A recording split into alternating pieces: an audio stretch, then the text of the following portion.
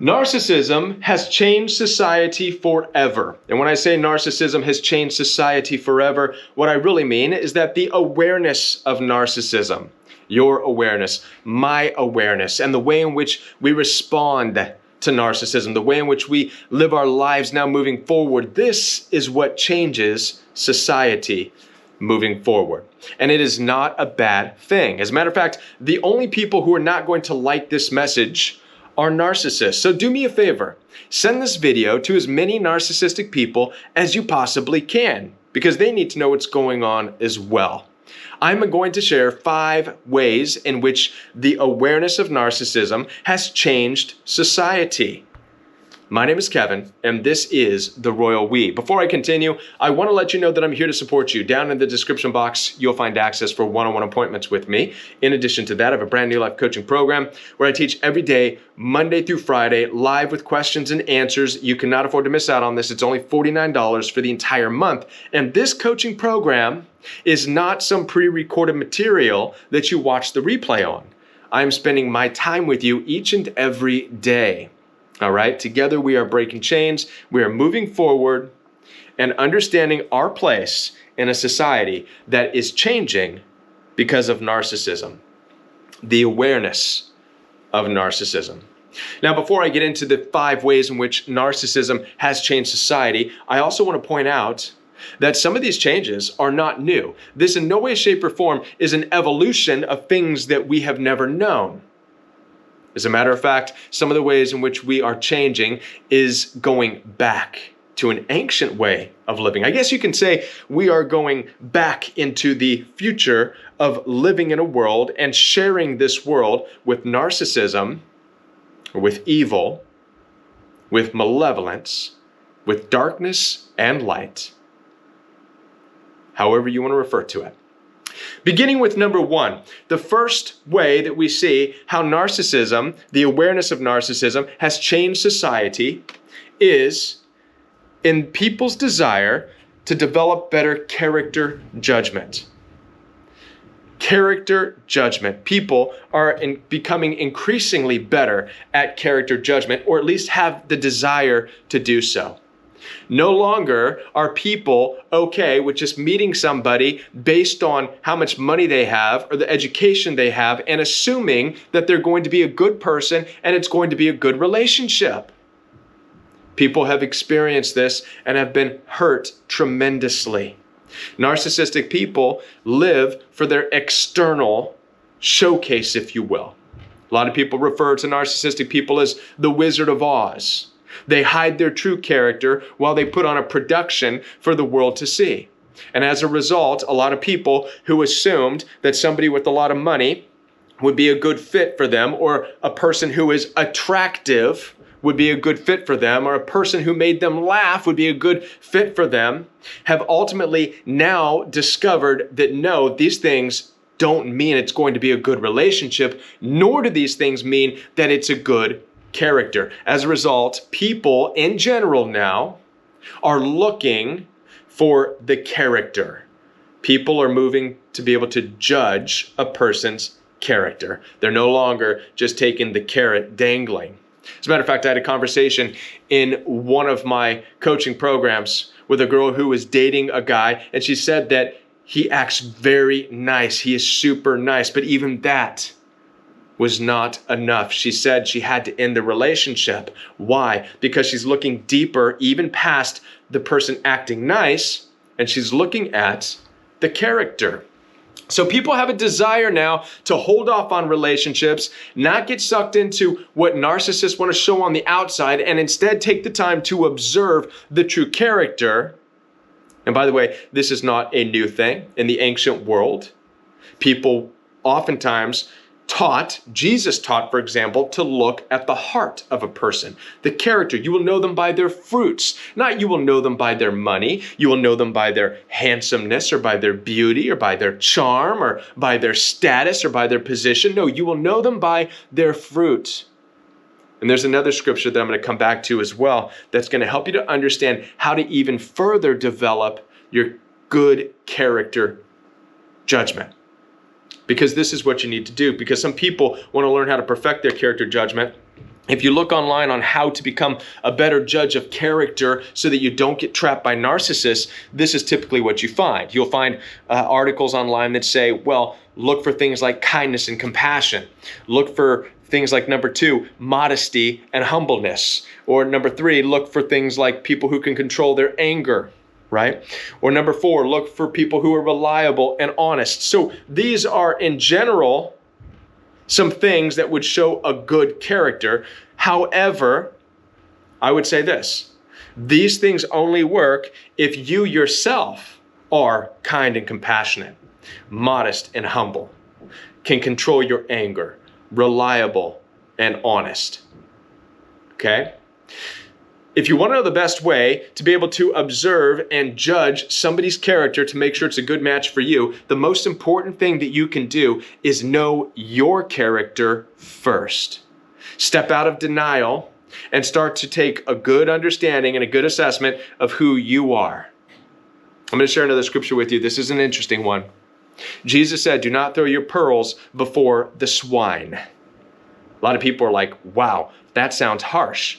That's judgmental. What Jesus is doing is talking to a specific group of people, and he's making a clear differentiation, if you will.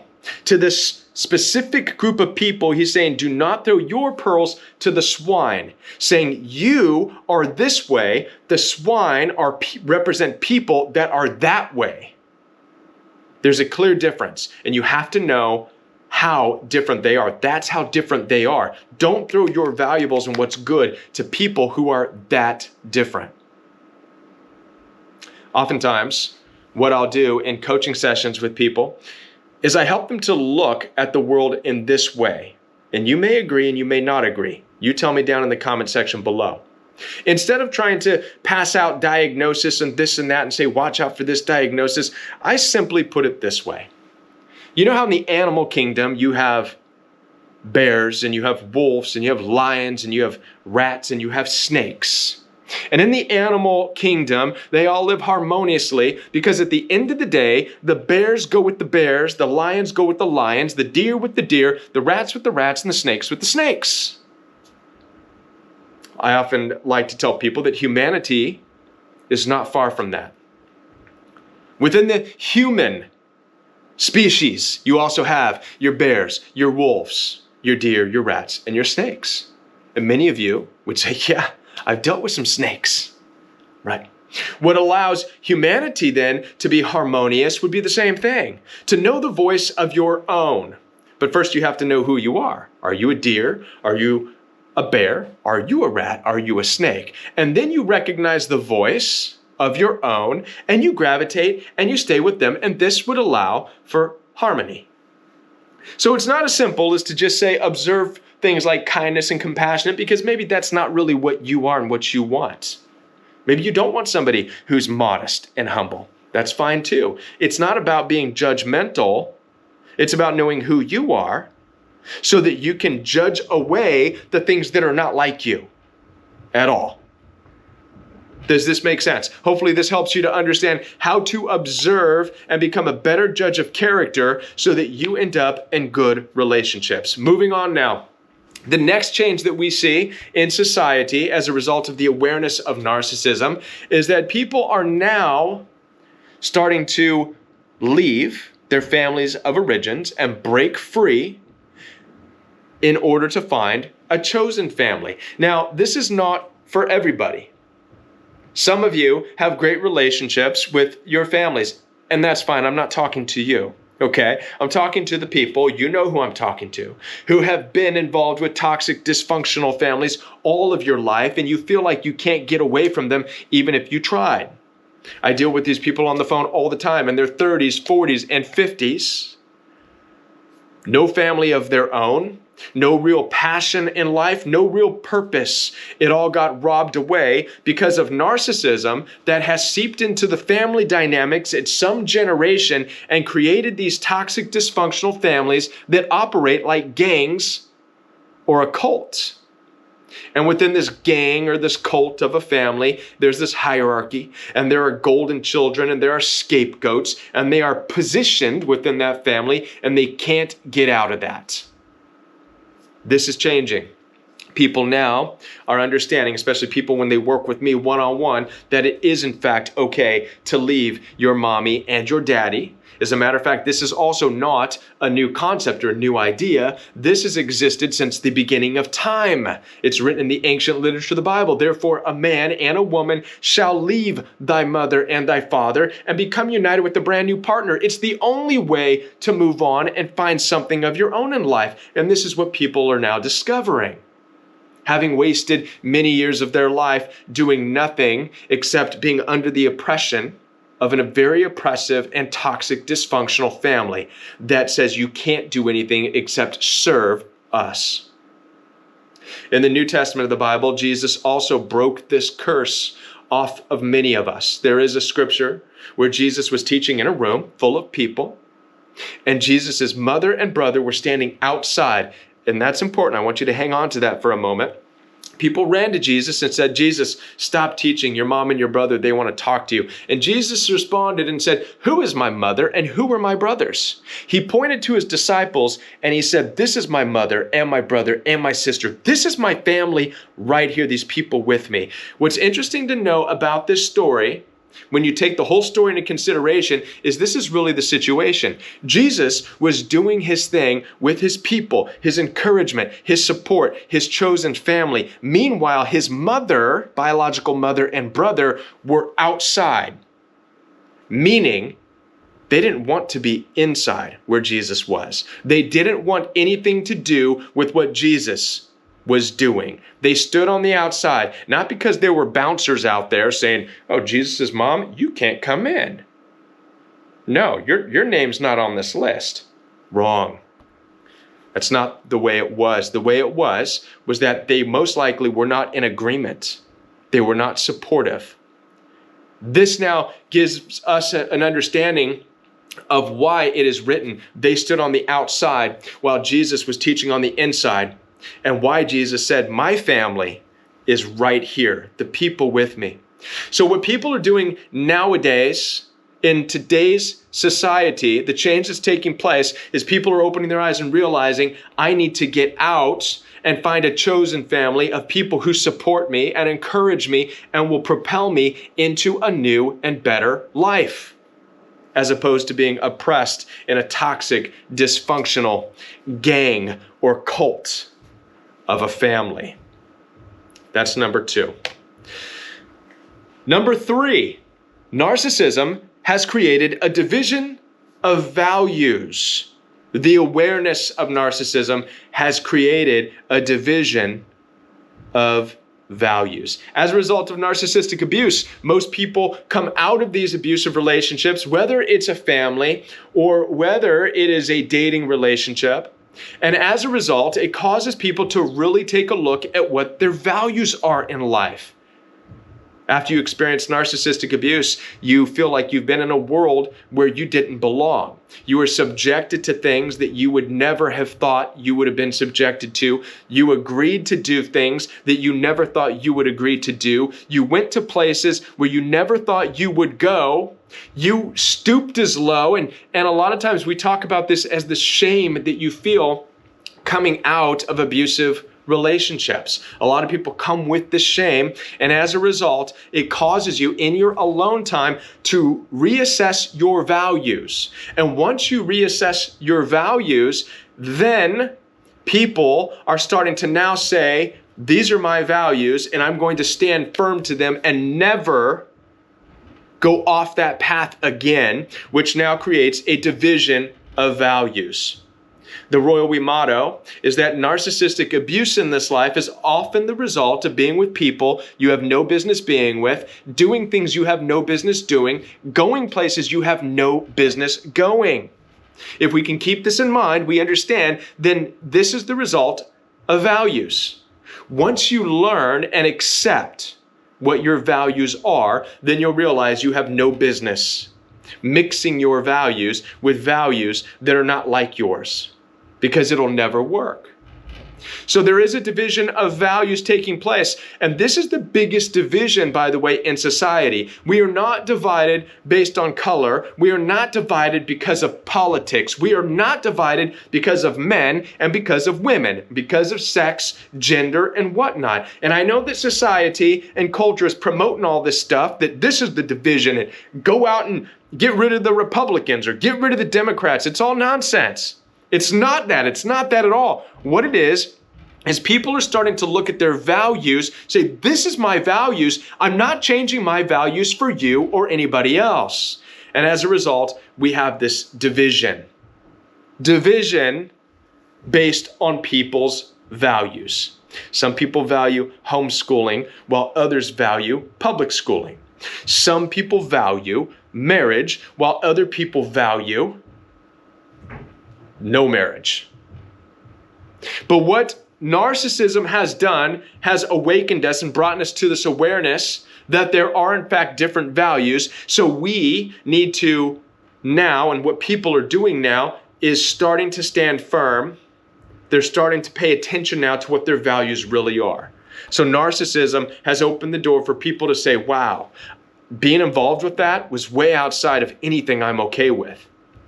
So now that I know what my values are, now there is a division. The next thing that narcissism has changed in society is that people are choosing freedom over oppression. People are choosing more and more freedom over oppression, which means that people are now going to be leaving jobs if they feel that they are being treated unequally, like they don't have a voice, they don't have a say, because that's oppressive. And people no longer want to be a part of anything that is oppressive. People do not want their voices oppressed. They do not want their ideas oppressed. This is true in the workplaces. It's true in a family. It's true in a relationship. It's true anywhere.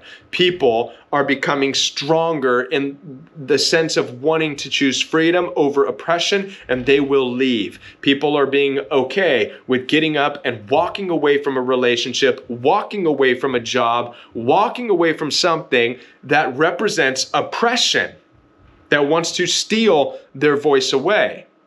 They're walking away from that because people, as a result of narcissism, are choosing freedom. Which, by the way, abusive relationships with narcissists, they're very oppressive. Narcissists are very good at wanting to rob you of your freedoms. They want to take everything away from you that would allow you to be a free person and oppress you and become the only thing in your life. It's what they do. And so as a result, it actually causes people to now get out and say, whoa, I will never be involved with somebody who is trying to oppress me or my voice ever again. People are choosing freedom over oppression. Last but not least, the final change in society as a result of narcissism is that faith is being restored.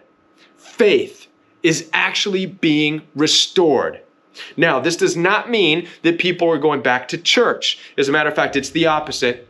People are leaving the churches by the mass, by the boatloads. And the reason is because people now have this understanding that most modern day Western churches have actually been servicing and serving and catering and have been a safe haven for all kinds of wickedness and narcissism and psychopaths and sociopaths. This, unfortunately, is the result of an overdone grace message. Now, the grace gospel is important, but what it's done is open the door and allowed everything into the congregation with very little ability to weed things out and make sure people are safe. As a result, many people don't feel safe going to church because they don't know who they're sitting next to. Somebody who is beating their wife, somebody who's going to hit on them, somebody who's looking at them inappropriately, because this is what fills the church. However,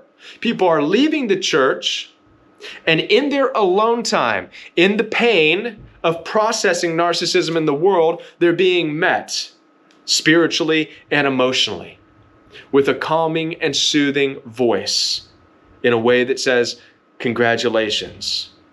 Now that you have peeled yourself away from that, You can now start to experience this one-on-one moment with me. You can call it a come to Jesus moment. You can call it your encounter with God. This was Moses facing the burning bush, right? Many of us coming out of narcissistic abuse found ourselves so broken and hurting and alone that you're crazy enough in that moment. You're crazy enough to be able to hear the voice of God. And oftentimes this is what it takes to restore your faith, is to be driven to a place where you feel so abandoned and rejected and like you don't feel safe in the church and you don't feel safe in these places, that this is where you're crazy enough and you're hurt enough for the voice of God to break through and for you to pay attention. This is restoring people's faith all over society, but it's looking different. So you're going to have a bunch of people of faith, but no longer wanting anything to do with the church, that has doors flung wide open to any kind of element that exists in the world. Now, I know that this was a very difficult subject, and I hope that I was able to do it justice for you, to help you understand the changes that are taking place in society. Like I said before, I'm here to support you. Down in the description box, you'll find access for one-on-one appointments with me. In addition to that, brand new life coaching program where I teach every day, Monday through Friday, live with questions and answers. It's only $49 for the entire month. You cannot afford to miss out on that. I'll be back with more videos for you right here on the Royal We. Now, before I go, I want you to watch this video right here. This video is recommended by the YouTube algorithm. So I'm going to say that this is going to be a good video for you to watch. So check this out, and I'll be back with more videos for you right here on the Royal We.